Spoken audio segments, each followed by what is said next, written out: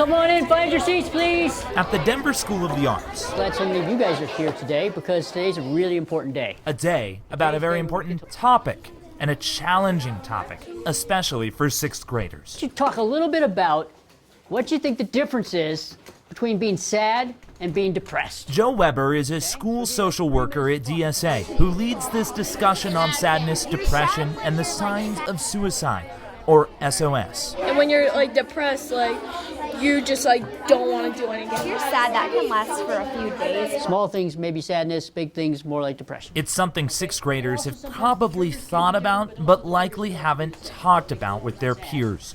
This class, And depressed is when it's kind of a deeper and longer sadness. is about getting that difficult topic out in the open, providing students with clues to recognize whether a friend is sad or has something more serious going on. Because sooner or later they're going to know somebody that's had a problem and need to have the skills to address it. This is a really important question. It's also creating an understanding.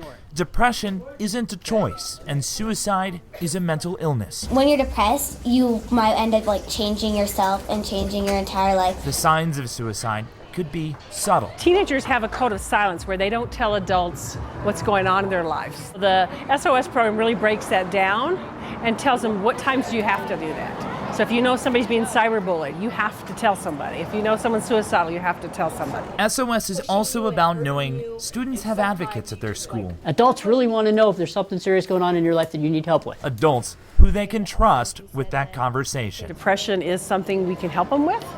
Feeling suicidal is something we can help them with, and it's not something to be ashamed of. How did we as a class do on the depression versus sadness thing? It isn't the easiest topic for anyone, especially for sixth graders. But that leap of faith and telling an adult Thank you so much. You're welcome.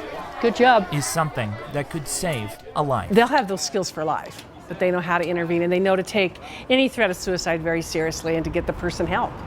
That's a life skill. For DPS Features, I'm Ben McKee.